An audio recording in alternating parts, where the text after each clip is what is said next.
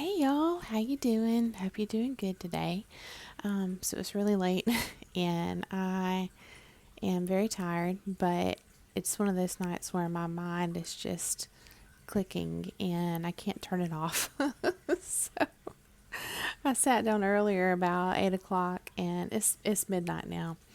And but earlier I sat down and I could have gone right to sleep, but I had too much to do. So I pushed through and got up and kept going and caught, I guess, what you call a second wind. And here I am. So I need to get to a stopping place and go to bed. But first, I wanted to stop by and say hello and let you know that I'll have some more videos pretty soon. But I have just a couple of interesting things to share with you all.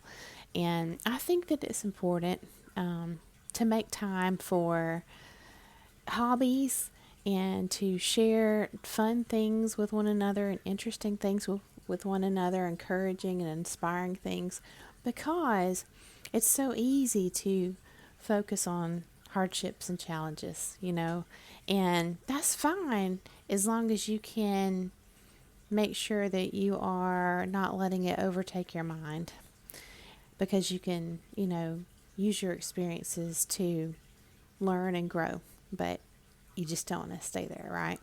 Okay, so I know you know that. I'm just sharing my thoughts with you all, and yeah, it's been a long day.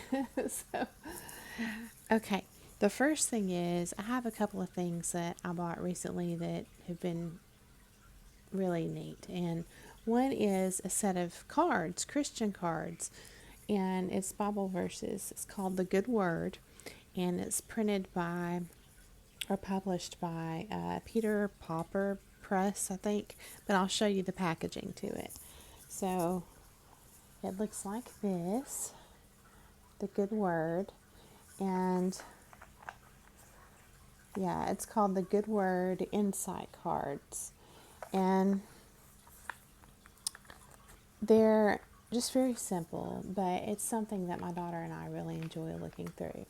And so the back is just like a pale pink with little dots. Actually, they're not with stars, but it's just little gold dots. And then, like the first one I picked up says, God is our refuge and strength and ever present help in trouble. And it tells you the verse at the bottom. So they're really beautiful and just something fun that you can keep. I keep mine bedside, and it's just something we look at in the morning and at night. So the other thing that I really like is this book that I picked up, and it's called He Whispers Your Name. I hope you can hear me. I try to hold the microphone closer, but it's hard to hold my books and hold this up too because I'm holding my selfie stick. But yes, He Whispers Your Name. And this is by Cherry. I don't know if you pronounce it Sherry Hill or Cherry Hill, but it's right there. You can see it. And this is organized really in a neat way because it's grouped by different topics. For example, fear and patience and hope. And I'm flipping through right now. Brokenness. And I just passed that one. Spiritual battle.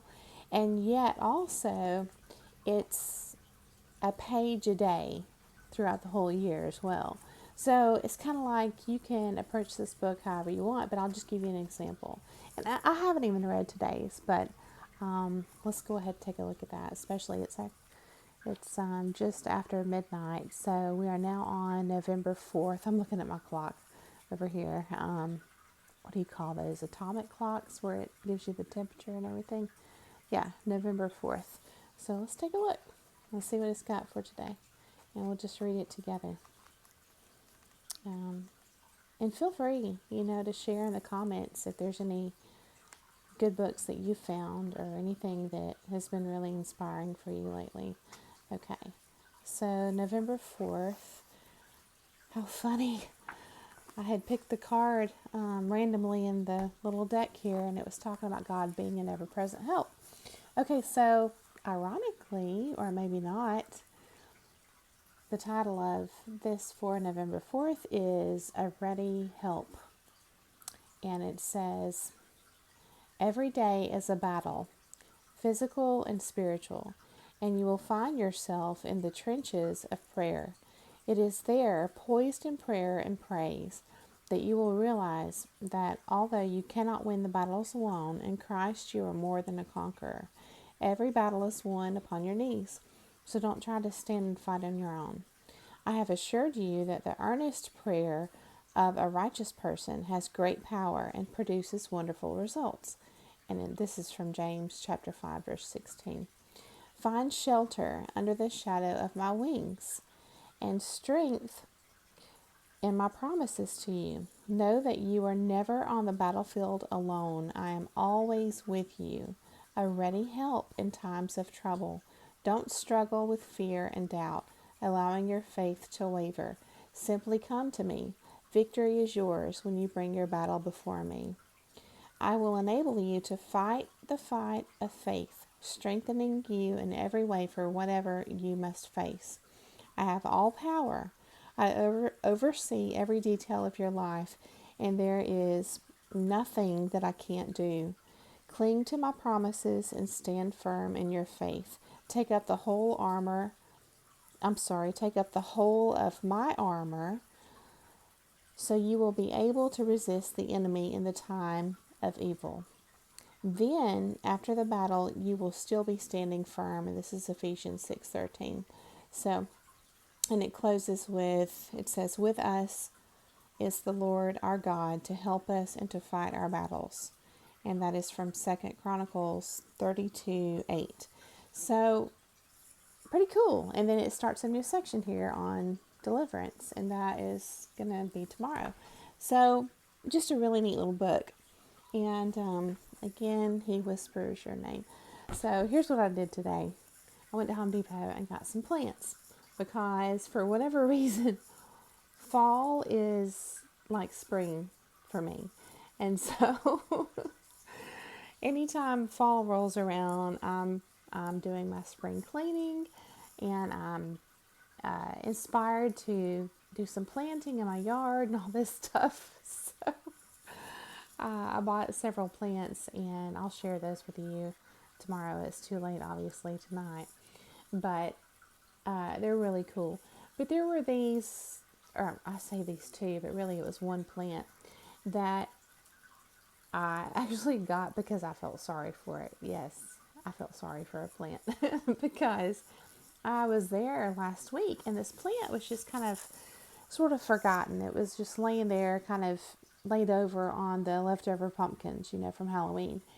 And when I came back today, it was still there. Nobody had picked it up or moved it or bought it or anything. So I got it, and I'm going to show you. So here it is. It's the one on the right. It's actually pretty big. But it's called a cordyline or cordyline. I don't know. It's CORDYLINE. But it's really beautiful. And I've actually got it propped up on the wall right now because it was leaning.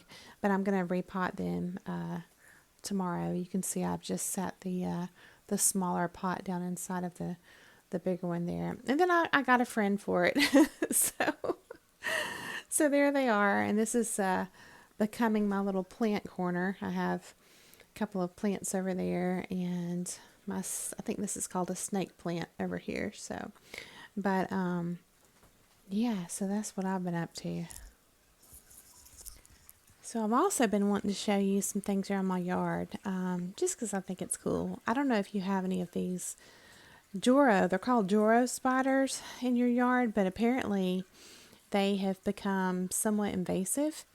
And there's been people online to say that, like if they've got a couple of acres or whatever, they found like hundreds of them. And I forget how many babies one spider can have, but they are multiplying very quickly. And so, but I have a really hard time killing anything like that. I just do. So, but I'm going to show you the few that I have left in my yard in my next video. And just because they're different. And the first one I saw was right outside my door, and I thought it was a riding spider. So growing up, we had a lot of riding spiders down here in the southeast where I'm at. And I thought they were so cool, because of the patterns in their web. And so that was my first thought when I saw my first Joro spider. But I thought, why isn't there any writing in the web? And so I had to Google it, of course, and found out that it's not a writing spider, it's a Joro spider. They look very similar, but their webs are very, very large, and a lot of them are really high. I've got one that's up over way higher than my car in my driveway. I've got two trees in the front yard, and it's just way, way up there in between the trees. And so, and I don't know that I have too many more left. I had a couple in the backyard up in some trees too, but I haven't seen them. So, but I'd like to walk you around and just talk about some of the really cool nature that I've got in my yard because I really enjoy it. And I think that that's so healing for us. And a lot of the channels that I enjoy watching on YouTube are people who do find refuge in nature. They appreciate, the wonder or wonderment, whatever you want to call it, in nature and how it has literally healing qualities. And I totally agree. And so I've got some woods as well that are just beautiful. And so the sun, when it rises, I can see, through the woods. It's picturesque. It's literally just a perfect photo opportunity, and so maybe I'll get back into my photography too, but I just wanted to stop in rather and say hello and encourage you to, uh, do whatever you need to do to break any kind of negative thought patterns that you're finding yourself in, and just stay encouraged and look at even the tiniest things, within nature, because you will find just tiny miracles. And if you'll just allow yourself to be in awe of the beauty, just in nature all around you, it's a wonderful distraction, and it's beautiful, and it can be a lot of fun too, and also it can be very inspiring. So I hope this helps, and I hope that you are encouraged to stay on that path of healing and encouragement and positivity. And so, thanks so much for listening. I hope you have a beautiful day. I'll be back very soon. And so, we'll talk again soon.